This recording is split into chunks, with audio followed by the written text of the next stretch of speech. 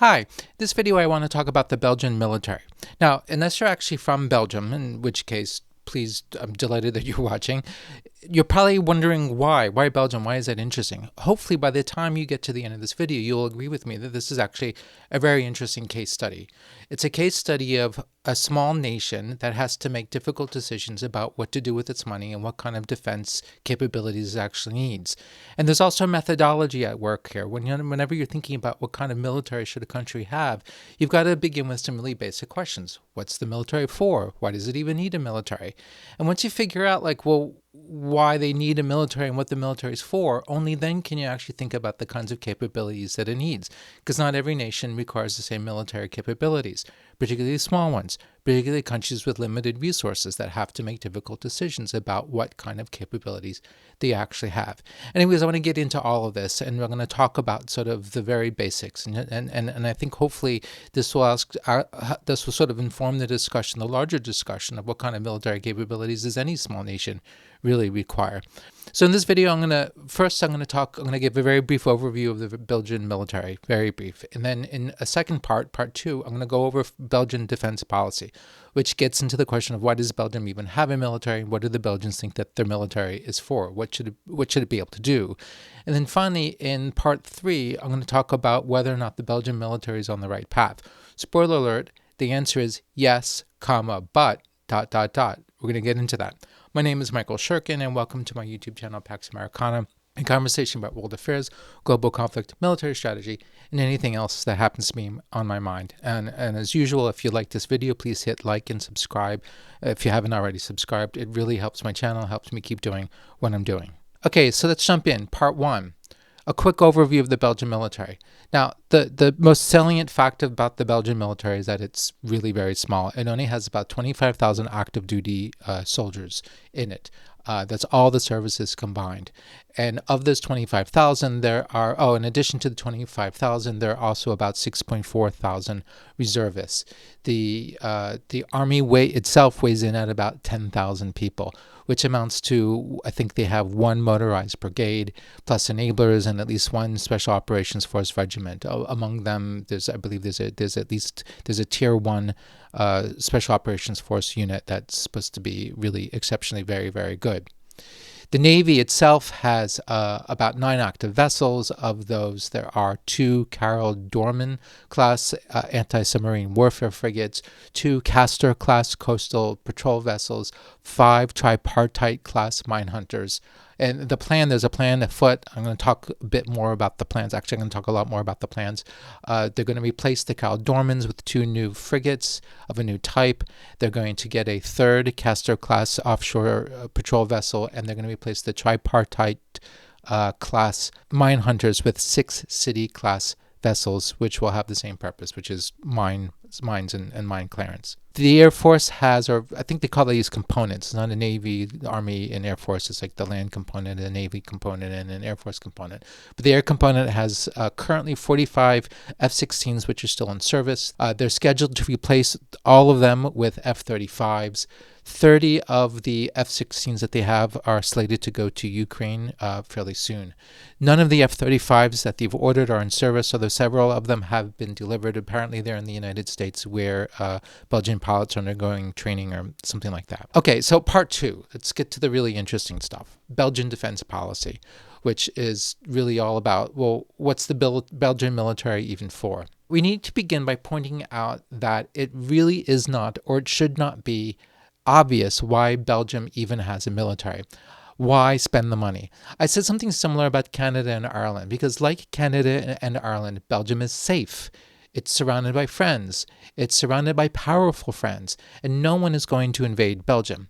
None of Belgium's neighbors are going to let that happen. Also, one can argue that if somebody wanted to invade Belgium, there's probably not a lot that the Belgians can do about it, given Belgium's size. Belgians can fight, and they fought hard in the last 2 times that Belgium was invaded, which was 1914 and 1940. Now don't snicker. Belgians fought, right? These are not like waffle-eating surrender monkeys. They didn't drop their rifles and run away. They fought hard, both in 1914. Actually, they fought all the way from 14 to 1918, and then again in 1940. But even the toughest, scrappiest little military in the world can't really do much against a much larger, much more powerful military. It's not a question of character or fighting spirit or anything like that. It's just sort of a question of reality. So thus, I think that Belgians might be excused from wondering why they should even bother trying. There are two reasons why Belgium needs a military. The first, which also applies to Canada and Ireland, is sovereignty. If you hand over defense responsibility to some other country, you're basically abdicating sovereignty and to that other country, however well intentioned that other country might be, and you're basically handing over control. You're saying you're not really a country, you're just a protectorate of somebody else. So think of having a military as the price of independence. Second, there's the overall national security strategy. This is where things, I think, get interesting. After World War II, the Belgians concluded that neutrality was useless. It did not protect them in 1914 or 1940.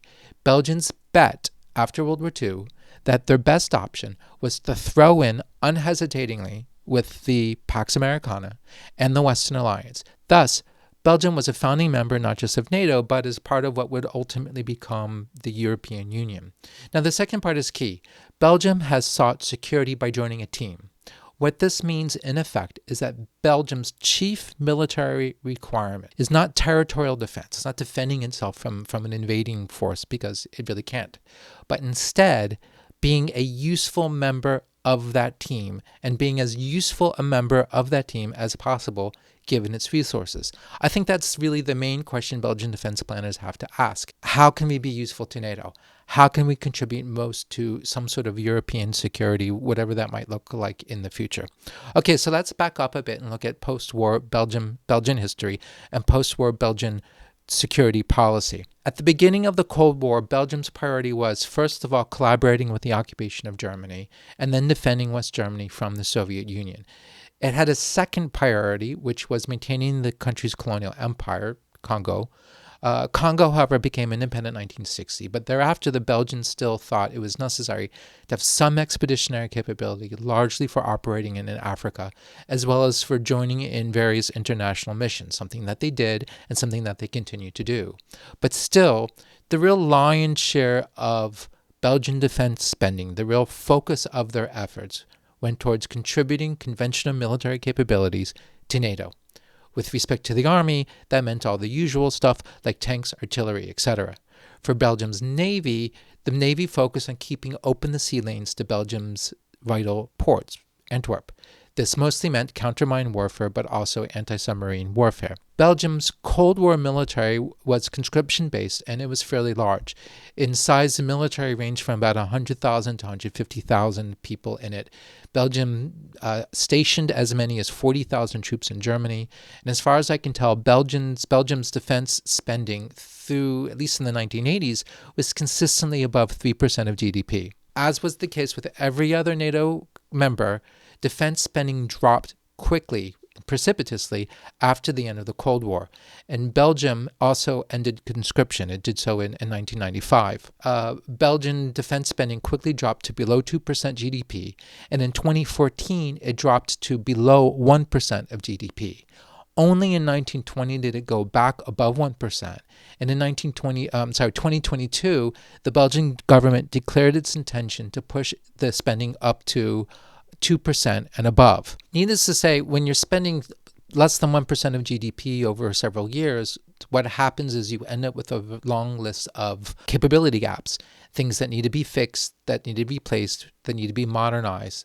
And just gaps are just things that the Belgian military doesn't have anymore or can't do anymore, and that you need to fill.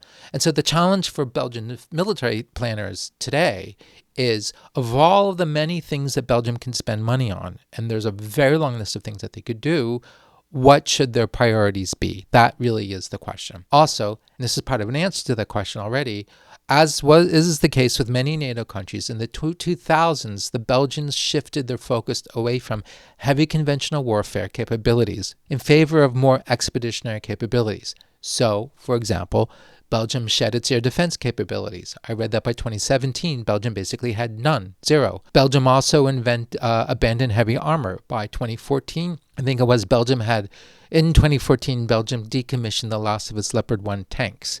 Belgium currently operates no main battle tanks. It also has no more 155 millimeter artillery and has no rocket artillery to speak of. As part of the shift away from conventional warfare towards a more expeditionary approach, the Belgians embraced the idea that what it really needed mostly was a modern wheeled armored vehicle fleet.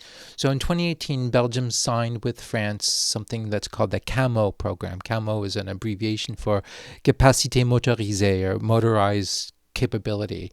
And basically what this means was that Belgium signed on to buy from France two of its most recent wheeled armored vehicles, the Griffin and the Jaguar, and replicate what the French refer to as a Scorpion brigade. Scorpion, which is something I absolutely need to do a separate video on, is a modernization program that the French embraced in the 2010s and basically includes new wheeled armored vehicles, the Griffin and the Jaguar, among them, and perhaps most importantly, a comprehensive suite of digital networked warfare technologies. For instance, like new radios and a battlefield management software, and software networking. It's really very impressive. And Scorpion arguably puts the French ahead of any other army in the West in terms of the integration of all these sort of networked warfare capabilities. There appear to have been all sorts of reasons why the Belgian army decided to go in with the French like this. Some of them are technical, some of them are cultural, some of them have to do with doctrine, some it's political. It's not a bad choice at all. These are very impressive vehicles, and this networked warfare technology is extremely impressive. The CaMo program committed Belgium to an all-wheeled vehicle fleet, which I think is, it's more or less the same commitment that France made at the end of the Cold War. And it's a commitment that is reflected in the design of the Scorpion vehicles and the technology.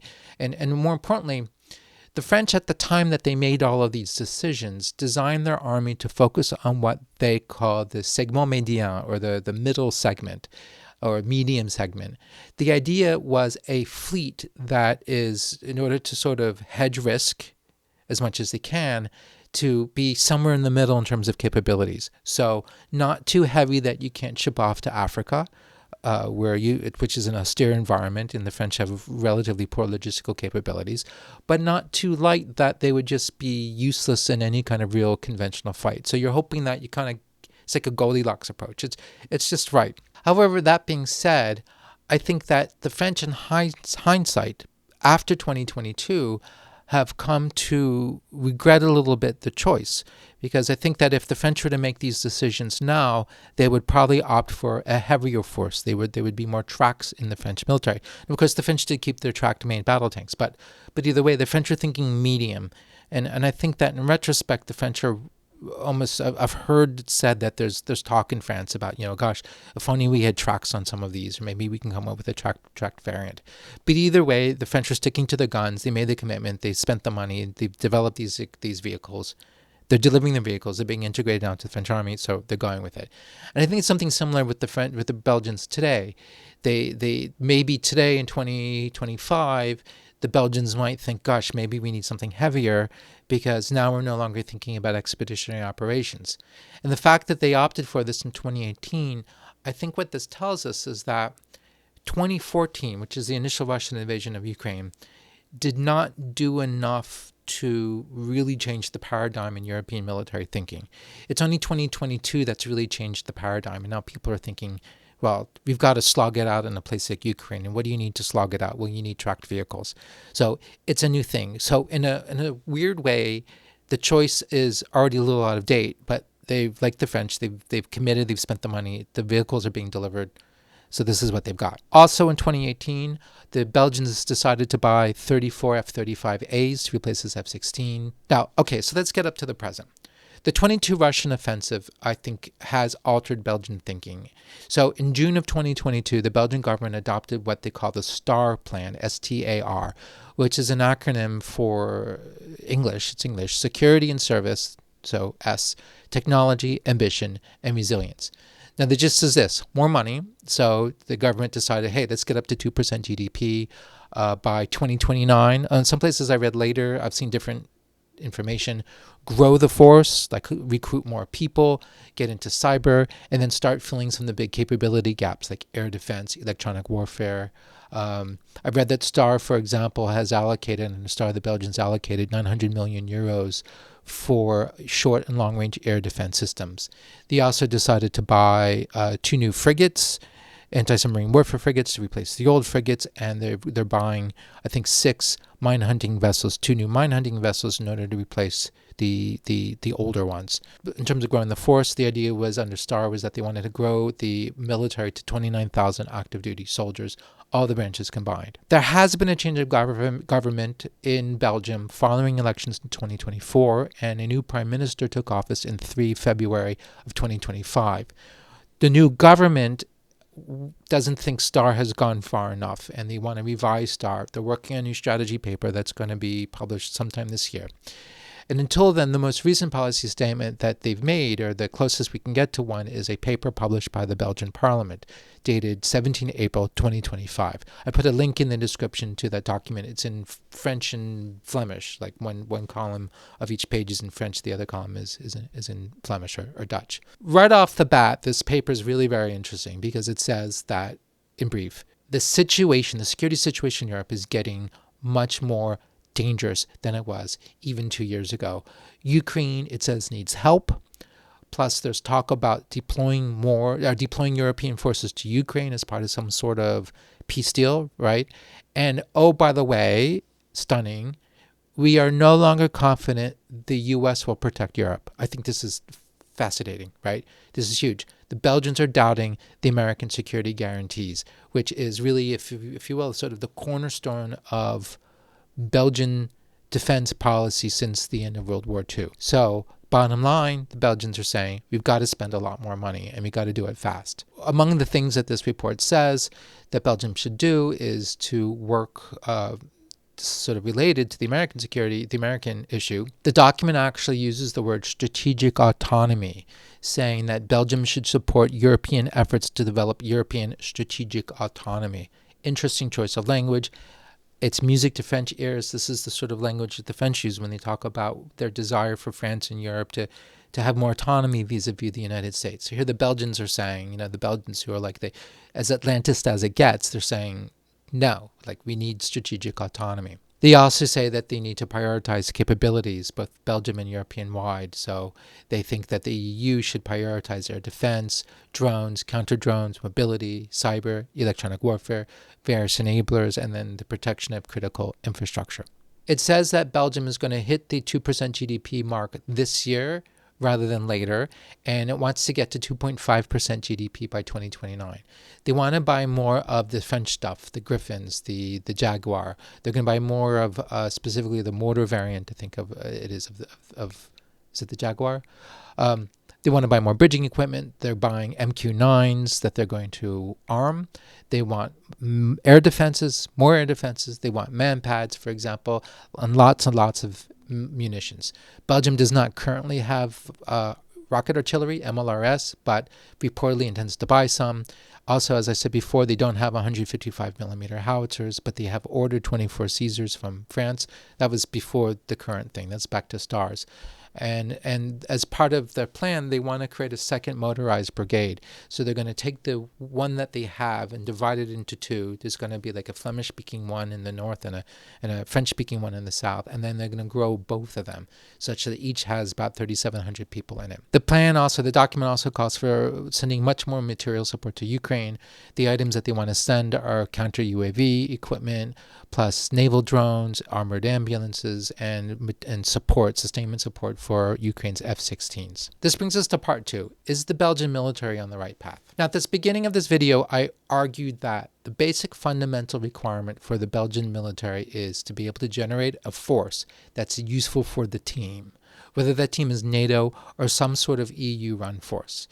And I think by and large, the answer is yes, they've accomplished that. So I want to explain that. The choice to buy F-35s, the debate about F-35s versus Rafale versus Eurofighter, it's mostly about policy and politics and whatnot. But the reality is that from the point of view of wanting to slot in aircraft into a NATO or a coalition operation in a European fleet that has a whole lot of F-35s, I think this just makes a great deal of sense. The Belgian Navy, their continued focus on anti-submarine warfare and counter mines. This makes as much sense now as it did during the Cold War.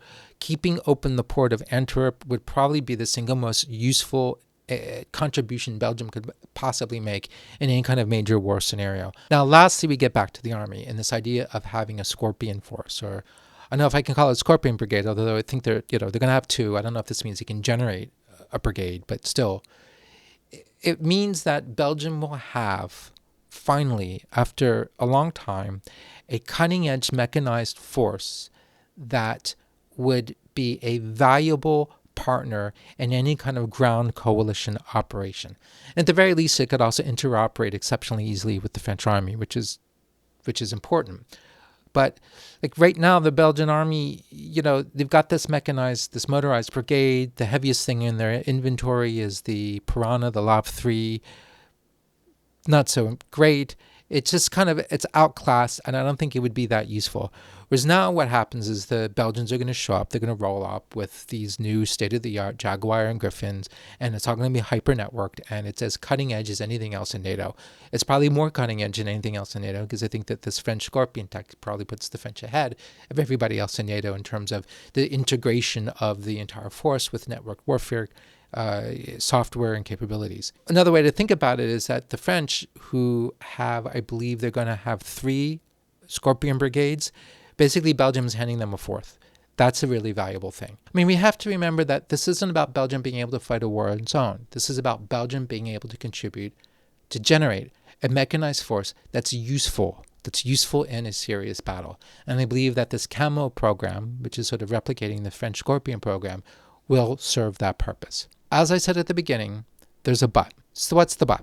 Well, the force design and the technology, it all reflects sort of this Western spirit, which is basically to go for quality over quantity, and this belief in the value of the technology and the idea that the technology is going to give you some sort of like qualitative edge over anybody else, notwithstanding the fact that your opponent might actually be larger than you. But I think the Ukraine war has taught everybody of the continued salience of a number of truths about warfare, perhaps the most important of which being that mass matters, right? So the Belgians are betting on quality over quantity, and yet we're all seeing that quantity is more important than quality. Belgium is making the same, if this is a mistake, it's the same mistake that everybody else is making, at least everybody in the West. So there's a big question mark on this, and I don't think that the Belgians themselves, this isn't really debated. The idea is like, oh, well, we want a modern force, so we want the best we can afford. So let's go with these French vehicles and the F-35 and these new frigates and whatever. It makes sense. But does it really? Similarly, we've also seen that artillery is more important than ever. Finally, Belgium is buying new howitzers and it's going to buy MLRS, but in adequate numbers. I mean, that's a big question.